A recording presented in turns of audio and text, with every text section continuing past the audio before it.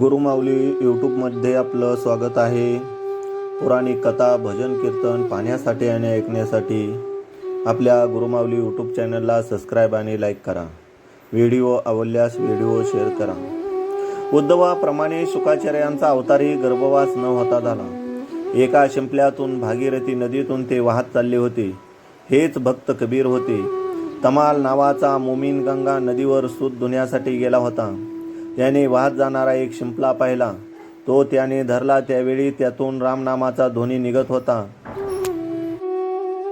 त्या तमालाने शिंपला फोडताच त्याला आत एक बालक दिसले. बालकाला घेऊन तमाल घरी आला. मुलाला पाहताच तमाल पत्नीला पाना फुटला. तिने त्याला आनंदाने पाजायला घेतले. अविंदाच्या घरात हा पुत्र जन्माला म्हणून त्याचे नाव कबीर ठेवले. कबीर बालपणापासूनच नामस्मरण करीत होता. प्रपंचात त्याचे मन रमत नव्हते. आपपार भाव त्या ठिकाणी नव्हता. तो मोठा झाला. त्याचे लग्न झाले, परंतु व्यवहारात कामधंद्यात त्याचे लक्ष लागत नव्हते. त्याची वृत्ती पाहून घरच्या लोकांनी काळजी वाटू लागली. एकदा त्याला मागावर बसवले असता समाधी लागली होती. आईने येऊन त्याला सावध केले. आई रागवणार या भीतीने त्याने हातभर शेला विणला. कबीर हाताने शेला विणीत होता आणि मुखाने त्याचे रामनाम चालू होते. मध्येच तो तल्लीन होई तेव्हा आईने यावे आणि त्याला सावध करावे. त्यामुळे कबीराची भक्ती पाहून मधल्या वेळेत स्वतः रामशेले विणीत असे. अशा प्रकारे दोघांनी मिळून तो शेला पूर्ण केला. शेला पूर्ण झाल्यावर आईने तो बाजारात नेऊन विकायला सांगितले. कबीर शेला बाजारात घेऊन गेला. शेलेचे काम अत्यंत सुबक झाले होते. त्यामुळे तो घ्यायला कोणी धजले नाही. सायंकाळ झाली तरी शेला विकला गेला नाही. आता आई मारील या भीतीने कबीर उठला आणि एका ओसाड घरात जाऊन रामनाम घेत बसला. श्रीरामाला त्याची परीक्षा घ्यायची होती. राम वृद्ध ब्राह्मणाचे रूप घेऊन त्याच्याकडे आले.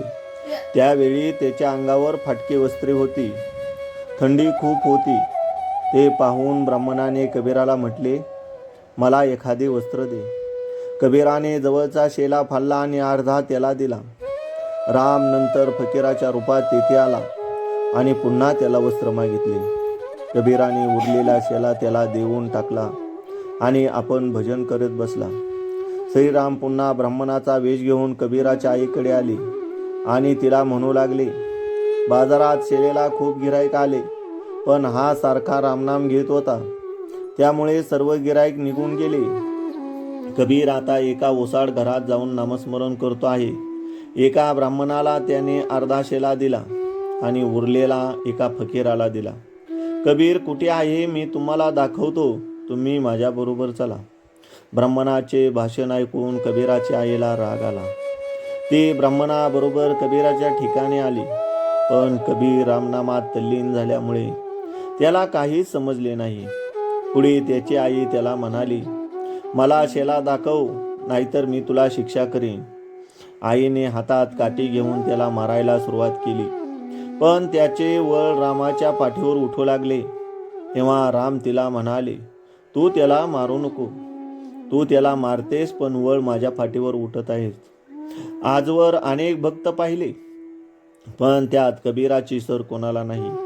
असे म्हणून रामाने ब्राह्मण रूप टाकून आपले मूळ रूप दाखवले. कबीराने डोळे उघडताच त्यांचे पाय धरले.